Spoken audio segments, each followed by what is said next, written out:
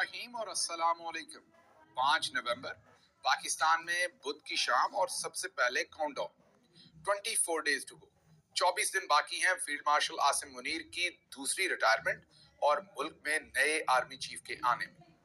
अब चलते हैं जरा आज की अहम खबरों की तरफ, क्योंकि सर्कस तो लगी है और पाकिस्तान के लिए और पाकिस्तानी अवाम के लिए और पूरी दुनिया के लिए फील्ड मार्शल साहब ने अपनी एक्सटेंशन के चक्कर में एक बवाल मचा कर रखा है। पहली खबर जो आपके सामने हमने रखनी है वो इसी से निकलती है। मौलाना फजलुर रहमान इस वक्त बहुत ही दिलगीर हैं और बांग्लादेश जाने की तैयारी कर रहे हैं ऐन उस वक्त जब ये 27वीं तरमीम हो रही है। आप सोचेंगे इतना अहम काम जिसमें मौलाना फजलुर रहमान साहब की जो शमूलियत है वो तो बहुत जरूरी होती है। मैंने जैसे आपको कहा कि एक्सटेंशन की जो रुत होती है ये भाव ताव की रुत होती है।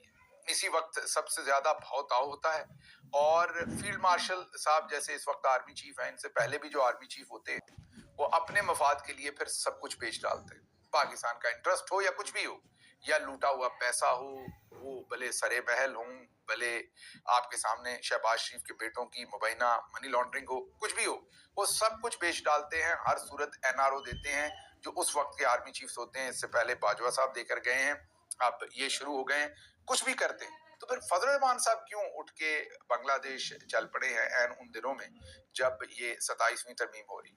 असल में अपने ही दाम में सियाद आ गया। ये इन्होंने जब मखसूस नशिस्तों के ऊपर डाका मारा, जिसमें जाहिर है फजल रहमान साहब को भी नशिस्तें मिली, वो बाकी चीजों में तो बड़े तत्ते बयान देते हैं, लेकिन उस वक्त उन्होंने भी वो नशिस्तें हथियाई और नून लीग, पीपल्स पार्टी, इन सब ने वो नशिस्तें हासिल कर ली।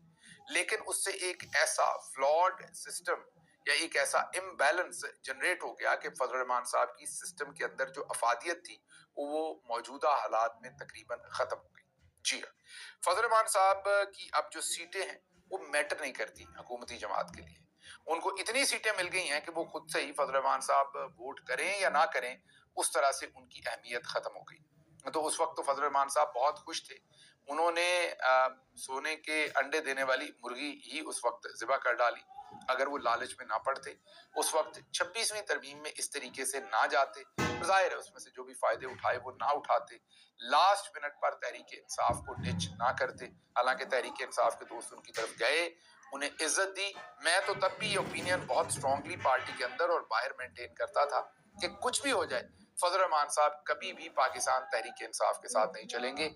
उनके जो सियासी मफादात हैं वो तहरीक इंसाफ के साथ नहीं है, उनके सियासी मफादात अपने अलग हैं, वो उन्हीं को चुनेंगे। वही किया था उन्होंने, वही वो एक बार फिर अब करेंगे। लेकिन इस वक्त उनकी हालत ये है कि याद कीजिए इससे